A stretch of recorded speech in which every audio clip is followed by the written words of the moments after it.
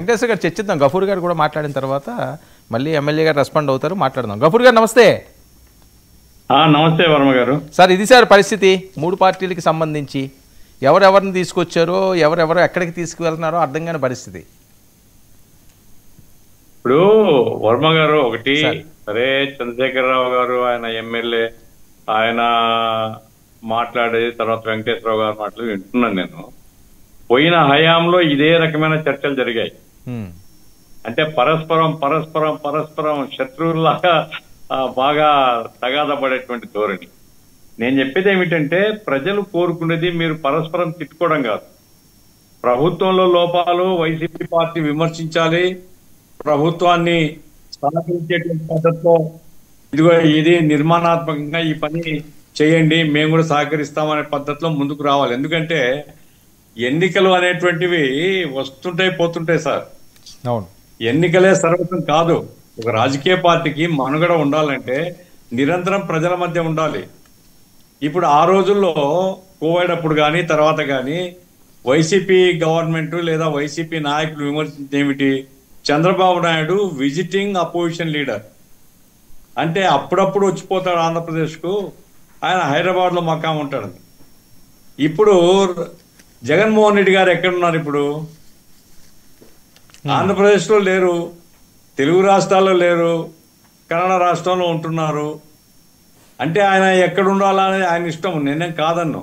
అయితే opposition leader రాష్ట్రంలో ఉండి ఎప్పటికప్పుడు స్పందిస్తూ ఉండి రాష్ట్ర సమస్యల మీద ప్రభుత్వం యొక్క బలహీనతల్ని ఎత్తి చూపితే ప్రజాభిమానం పొందుతారు. రెండవది ఏమంటే, వాళ్ళకు రాంగ్ కాన్సెప్ట్ ఉంది సార్ వైసీపీకి.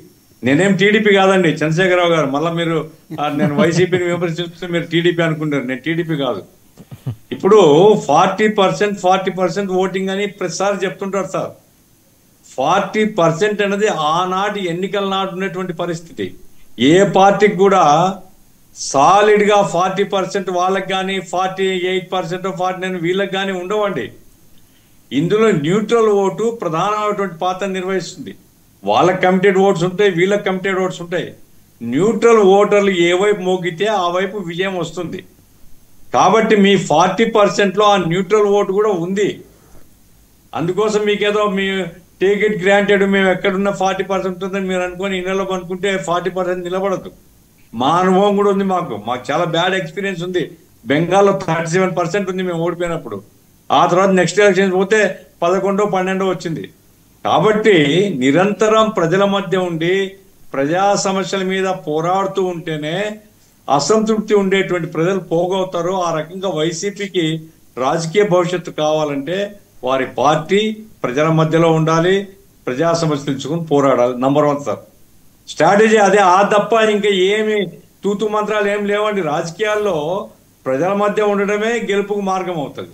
రెండవది ఏమిటంటే, ఇప్పుడు కూటమి ప్రభుత్వం బ్రహ్మాండంగా పనిచేస్తుందని నేనేం చెప్పడం లే. కూటమి ప్రభుత్వమే చాలా ఆశలు పెట్టుకున్నారు. అందుకోసం 164 స్థానాలు రికార్డు. ఆ రికార్డు ఎందుకు వచ్చింది? వైసీపీ మీద వ్యతిరేకత, తర్వాత ఈ కూటమికి ఒక అవకాశం ఇచ్చి చూద్దాం అనేటువంటి ఒక విశ్వాసంతో ప్రజలు ముందుకు వచ్చారు. నా పాయింట్ ఏంటంటే, కూటమి కూడా ఆత్మ పరిశీలన చేసుకోవాలి, ఎక్కడెక్కడ ఏం జరుగుతుంది ఏమిటి అనేది. ఇప్పుడు చంద్రశేఖరరావు గారు ఒక పాయింట్ రైజ్ చేసినారు. దేవాలయంలో తొక్కిసలాట జరిగితే దేవాదాయ శాఖ మంత్రి ముందుకు పోవాలన్నా, విద్యాశాఖ మంత్రి ముందుకు పోవాలన్నా? దేవాదాయ శాఖ మంత్రి ఎక్కడున్నాడు?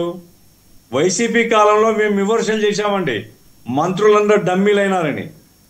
వైసీపీ గవర్నమెంట్ మేము విమర్శించాం.